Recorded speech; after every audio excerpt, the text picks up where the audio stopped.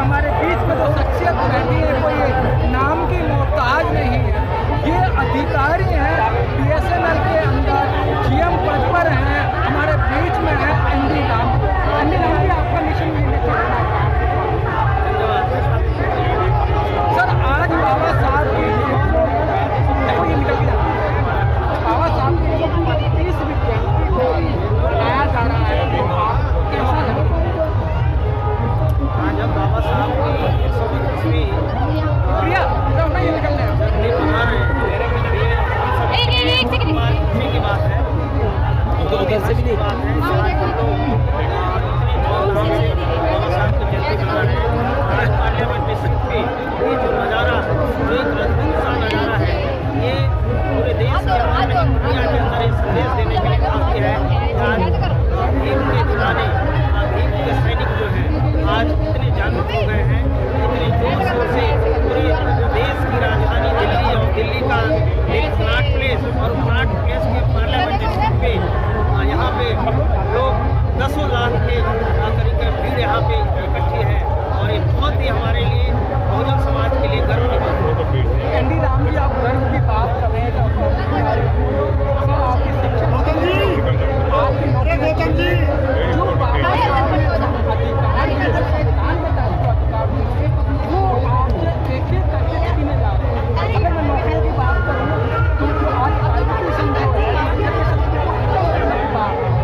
आप कह रहे हैं कि आज हमारा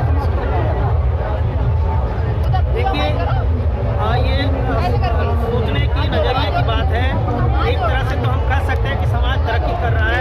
आज हमारे लोगों के पास जो है सारे लोगों के पास नहीं, लेकिन बहुत सारे लोगों के पास बहुत सारी सुख सुविधाएँ आज मौजूद है। आज पार्लियामेंट स्ट्रीट का जो नज़ारा है, इसको देख के ऐसा लगता है कि हमारे लोग किसी से कम नहीं है। लेकिन इसके साथ साथ मैं ये कहना चाहता हूँ कि जो बाबा साहब ने सोचा था, जो उनकी अपेक्षा थी हमारे लोगों से, बाबा साहब ने अपनी जिंदे जी जब वो जिंदा थे और अम्बेडकर भवन के अंदर भी और बॉम्बे में भी, दादर में भी एक था कि जो जिंदा रहते ही वो जो बुलाया गया था जन्मदिन मनाने के लिए, तो बाबा साहब ने आगाह किया था कि हमारे नाम के जय जयकार मत करो, हमारे नाम का जय जयकार करना काफ़ी नहीं है। हमारे नाम का जय जयकार करने की बजाय हमारे बताए हुए रास्ते पे आप चलो। हमने जो आपको रास्ते बताए हैं, हमने जो आपको कमिटमेंट दिलवाए हैं, हमने 22 प्रतिज्ञाएँ दिलवाए हैं, आप इस पर चलो। अगर इस पर आप करते हो तो इससे समाज का भला होने वाला है। आज देश के अंदर बाबा साहब ने वो सारी सुविधाएँ हम लोग को दिलाई है।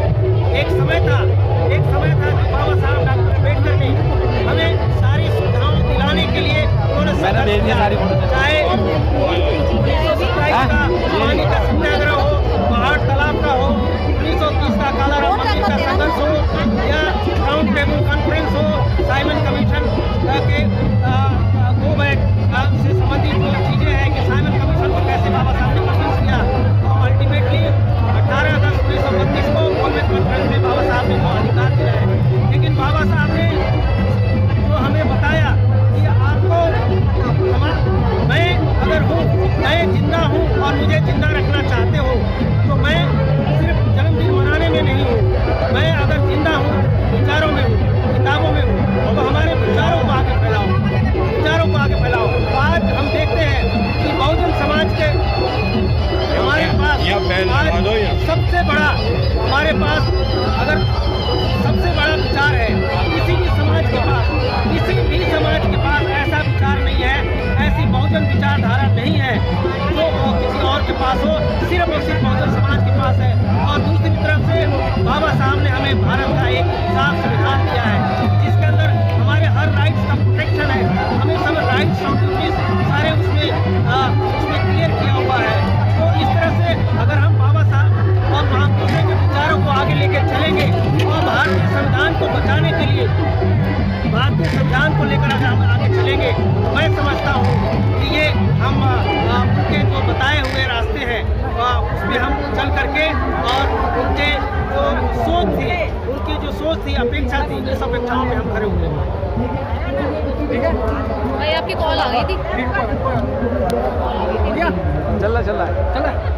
एंडी राम जी, आप संविधान की बात कर रहे हैं। संविधान को तार किया जा रहा है और संविधान बहुत खतरे में है। आप संविधान की बात कर रहे हो, वर्तमान देखिए, आज देश के अंदर दो ही विचारधारा कामयाब, देश के अंदर दो ही विचारधारा चल रही है। एक है अम्बेडकरवाद और दूसरा है मनुवाद। अम्बेडकरवाद अभी उस तरह से मजबूत नहीं हो पाया है, धीरे मजबूत हो रहा है, लेकिन एक समय आएगा कि अम्बेडकरवाद मनुवाद पे भारी पड़ेगा, जरूर भारी पड़ेगा। हम ये बात दावे के साथ कर सकते हैं कि दिन प्रतिदिन जो पार्लियामेंट स्ट्रीट का जो नज़ारा है, एक ये नमूना है देश के अंदर नहीं। आज आप जो यहाँ पे जो यहाँ पे वीडियो बना रहे हैं, जो यहाँ का मैसेज आप न्यूज़ बना रहे हैं, ये न्यूज़ ऐसा नहीं है कि दिल्ली के अंदर सीमित रहने वाला, पूरे देश की नहीं पूरे दुनिया के अंदर ये न्यूज़ जाने वाला है और एक बहुत बड़ा ये संदेश है। तो इस तरह से जब आप इस तरह से लोगों की विचारधारा, लोगों की बातों को आगे अगर फैलाएंगे, बढ़ाएंगे, तो हमारा अम्बेडकरवाद जो है, अम्बेडकरवाद और मजबूत होगा।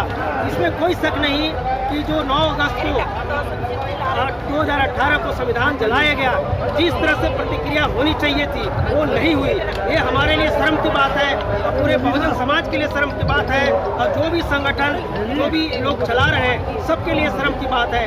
क्योंकि बाबा साहब की अगर एक मूर्ति है कहीं पे, वहाँ तो हम बहुत ही कट्टरपन्ना दिखाते हैं, वहाँ हम जाते हैं और पूरा संघर्ष करते हैं। लेकिन जिस तरह से भारतीय संविधान को जलाया गया और हमने उस तरह से अपना प्रतिक्रिया, अपनी रोष नहीं दिखाया। और एक चीज़ और मैं कहना चाहता हूँ कि आज इस सब के लिए जिम्मेवार हर कोई है।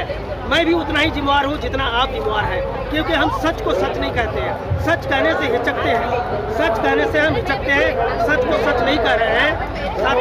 मैं यहाँ पे ये कहना चाह रहा हूँ कि जैसे बाबा साहब ने अपेक्षा किया था कि हमारे पढ़े लिखे लोग, कुछ लोग डॉक्टर, कुछ इंजीनियर, कुछ वकील, कुछ IAS ऑफिसर, IPS ऑफिसर बनेंगे, तो ये हमारे बातों को, विचारों को आगे ले जाएंगे। अच्छा, लेकिन वो उतना कर नहीं पा रहे हैं। वो एक हमारे समाज के एक परमानेंट रिप्रेजेंटेटिव है। हम कुछ लोग कहते हैं कि MLA MP इसके लिए जिम्मेवार है। यस, MLA MP भी जिम्मेवार है। वो तो बाबा साहब ने खुद 1932 में कहा था, जब हमारा कॉमनवेल्थ अवार्ड जब फेल हुआ, जब वहाँ पे महात्मा गांधी ने अनशन के जरिए हमारा कॉमनवेल्थ अवार्ड को फेल किया, तो बाबा साहब ने उसी समय जब समझौता हुआ, पूना पैक्ट हुआ, बाबा साहब ने उसी समय कहा था कि आज से चमचे पैदा होंगे, आज से चमचे पैदा होंगे। तो आज जो 132 मेंबर ऑफ पार्लियामेंट हैं, ये चमचे हैं, इसमें कोई शक नहीं कहने में है।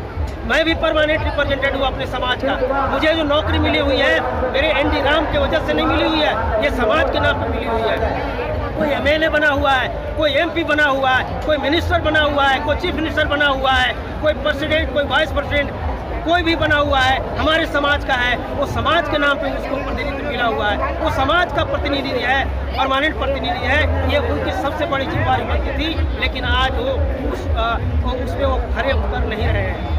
बहुत बहुत धन्यवाद। एनडी राम जी का जो जोश है, एनडी राम जी की जो दुख है, पीड़ा है, वो किसी से छुपी हुई नहीं है। आज जो बाबा साहब का जो दिया था, वो सब कुछ हमसे छीन लिया गया है। तो इसको बरकरार रखने के लिए संविधान को बचाना होगा। यदि संविधान बचेगा, आप बचेंगे, संविधान बचेगा, भारत बचेगा।